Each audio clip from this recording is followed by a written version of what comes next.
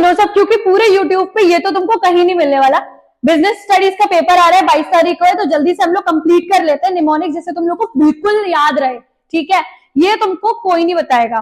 तो सबसे पहले मैंने ना अभी प्लानिंग की वीडियो डाल दी है, या मैं डाल दूंगी। अभी हम ऑर्गेनाइजिंग का करते हैं। सो ऑर्गेनाइजिंग निमोनिक्स का मतलब होता है कि हम शॉर्ट फॉर्म में कोई चीजें याद कर लेते हैं, ताकि हमें वहां पे एकदम से याद आ जाए। ठीक है, हम सिंपल चीज बना लेते हैं। तो सबसे पहले हम आज पढ़ेंगे ऑर्गेनाइजिंग का। ठीक है, इस वीडियो में हम कंप्लीट करेंगे ऑर्गेनाइजिंग का। तो सबसे पहले ऑर्गेनाइजिंग के साथ ऑर्गेनाइजिंग की प्रोसेस आती है, विच मीन्स उसको बोलेंगे आइडिया। आइडिया में बस स्पेलिंग थोड़ी सी यहां से ए को ई से स्वैप कर देंगे। तो सबसे पहले identification and division of work होता है। ठीक है, डिवीजन ऑफ वर्क। फिर डिपार्टमेंटलाइजेशन। ठीक है, यहां पे होता है असाइनमेंट ऑफ ड्यूटीज, और यह होता है एस्टैब्लिशिंग, रिपोर्टिंग, रिलेशनशिप्स। ठीक है, ऑर्गेनाइजिंग की प्रोसेस क्या है? आइडिया। ठीक है, आईडी ए ई, जिसमें हमने स्पेलिंग को लिखा हुआ है। Identification and division of work, departmentalisation, assignment of duties and establishing, reporting, relationship. तो इससे ये याद कर लेना, इट इज वेरी इंपॉर्टेंट। ठीक है, अब आता है हमारे इंपॉर्टेंस। ठीक है, इंपॉर्टेंस हम कैसे याद करेंगे ये भी देख लो, ये बहुत ईजी है इंपॉर्टेंस भी याद करना। इसकी सिर्फ दो ही चीजें थी इसमें इंपॉर्टेंट, तो वो मैं बता देती हूँ जल्दी से, क्योंकि मैंने और चीजें देखी थी तो they were not that much important. तो दो ही चीजें थी, तो वो बता देती हूँ। इंपॉर्टेंस में आपको कैसे याद करना है, देखो, सागर बोल दो। ठीक है, किसी के दोस्त होंगे, कमेंट कर देना जो भी सागर नाम का बच्चा हो। सबसे पहले बेनिफिट्स देखो, सबसे पहले आपको बेनिफिट करता है ऑर्गेनाइजिंग स्पेशलाइजेशन में। ठीक है, ठीक है, ए से क्या होता है? Adoption to change. ठीक है, ए से क्या होता है? Adoption to change. ठीक है, ये होता है एक्सपेंशन एंड ग्रोथ, और ग्रोथ और एक्सपेंशन भी बोल सकते हो। फिर क्या आता है आपका? Effective administration.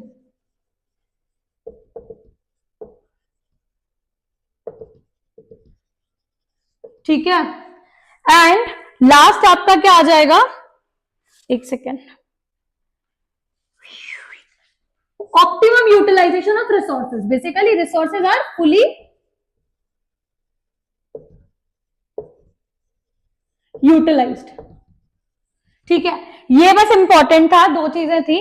सबसे पहले प्रोसेस हो जाएगी IDAE, इसी से डेफिनेशन तुम बना सकते हो, और आपका इंपॉर्टेंस आ जाएगा। इंपॉर्टेंस में कैसे याद करोगे? सागर। ठीक है, सागर। स्पेशलाइजेशन बेनिफिट करता है स्पेशलाइजेशन में।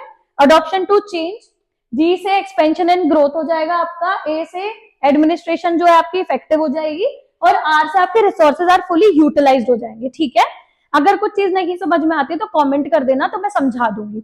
इसी में हम स्टाफिंग का भी कर लेते हैं।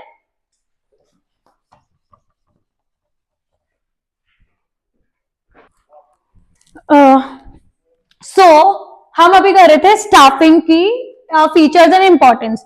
तुम लोगों ने बचपन में गेम खेला होगा लंगड़ी, हॉपस्कॉच। ठीक है, तो उसको ही ले लो, HOPS। ठीक है, हॉपस्कॉच और G। ठीक है, सबसे पहले ऑड को निकालते हैं, तो ग्रोथ करती है, एक्सपेंशन एंड ग्रोथ। स्टाफिंग से क्या होता है? ग्रोथ आती है ऑर्गेनाइजेशन में। ठीक है, helps in competing, helps in competing.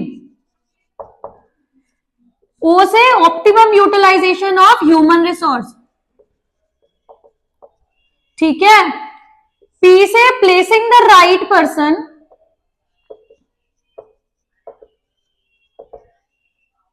Eight the right job place. ठीक है, एस में क्या होगा? Two companies can have same physical and financial resource, but they cannot have same kind of human resource.